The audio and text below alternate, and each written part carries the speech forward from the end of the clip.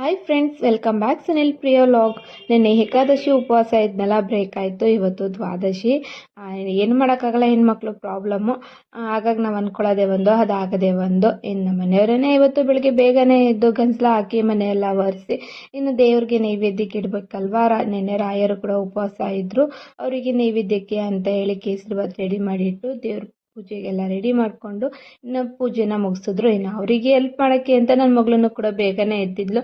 ಅವಳು ಕೂಡ ಅವ್ರ ಅಪ್ಪಗೆ ಹೆಲ್ಪ್ ಮಾಡಿ ರಾಯರ್ಗೆ ತುಪ್ಪ ದೀಪ ಹಚ್ಚಿ ಆ ಪೂಜೆನ ಮುಗಿಸಿದ್ರು. ಇನ್ನು ಅವರು ಕೂಡ ಕೇಸರಿಬಾತ್ ತಿಂದು ಮಗಳಿಗೂ ಕೇಸರಿಬಾತ್ ತಿನ್ನಿಸಿ ಅವರು ಕೂಡ ಡ್ಯೂಟಿಗೆ ಹೊರಟ್ರು.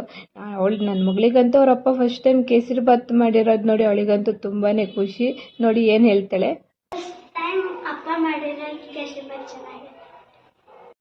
ಅವಳು ಹೇಳಿದ್ದು ತುಂಬಾ ನಿಜ. ಯಾಕೆಂದರೆ ನಮ್ಮ ಮನೆಯವ್ರು ಯಾವತ್ತೂ ಮಾಡಿರಲಿಲ್ಲ. ಇದೇ ಫಸ್ಟ್ ಕೇಸರಿಬಾತ್ ರೆಡಿ ಮಾಡಿದ್ದು. ತುಂಬಾ ಚೆನ್ನಾಗಿ ಮಾಡಿದ್ರು. ಇನ್ನು ನಾನು ಬೆಳಿಗ್ಗೆ ತಿಂಡಿಗೆ ಅಂತ ಹೇಳಿ ಖಾರ ಪೊಂಗಲ್ ಮಾಡಿದ್ದೆ. ಇನ್ನು ಬೆಳಿಗ್ಗೆನೇ ಸ್ವಲ್ಪ ಅಕ್ಕಿ ನೆನೆ ಹಾಕಿದ್ದೆ, ಅದನ್ನು ರುಬ್ಬಿಡೋಣ ಅಂತ ಹೇಳ್ಬಿಟ್ಟು ಸಂಜೆ ಆ ಅಕ್ಕಿನೂ ಕೂಡ ರುಬ್ಬಿಟ್ಟೆ. ಚೆನ್ನಾಗಿ ಹುಳಿ ಬಂದರೆ ಇಡ್ಲಿ ಮಾಡೋಣ, ಚೆನ್ನಾಗಿ ಹುಳಿ ಬರಲಿಲ್ಲ ಅಂದರೆ ದೋಸೆ ಮಾಡೋಣ ಅಂತ ಹೇಳ್ಬಿಟ್ಟು ಇನ್ನು ಸಂಜೆ ನನ್ನ ಮಗಳು ಬರೋ ಅಷ್ಟರಲ್ಲಿ ಸ್ವಲ್ಪ ಸ್ನ್ಯಾಕ್ಸ್ಗೆಲ್ಲ ರೆಡಿ ಮಾಡೋಣ ಅಂತ ಹೇಳ್ಬಿಟ್ಟು ತುಂಬಾ ಬಿಸಿಲಿತ್ತು ಅಂತ ಹೇಳಿ ಮಜ್ಜಿಗೆ ರೆಡಿ ಮಾಡಿಟ್ಟೆ. ಮತ್ತು ಕಲ್ಲಂಗಡಿ ಇತ್ತು ಅಂತ ಹೇಳ್ಬಿಟ್ಟು ಅದನ್ನು ಕೂಡ ಕಟ್ ಮಾಡಿ ರೆಡಿ ಮಾಡಿಟ್ಟೆ. ಅವಳು ಬರೋ ಅಷ್ಟರಲ್ಲಿ ಎಲ್ಲ ರೆಡಿ ಮಾಡಿದರೆ ನಾವು ಕೂಡ ಇಬ್ಬರು ಕುತ್ಕೊಂಡು ತಿನ್ಬೋದಲ್ಲ ಅಂತ ಹೇಳಿ. ಈ ವಿಡಿಯೋ ಇಷ್ಟ ಆದರೆ ಲೈಕ್ ಮಾಡಿ, ಶೇರ್ ಮಾಡಿ, ಕಮೆಂಟ್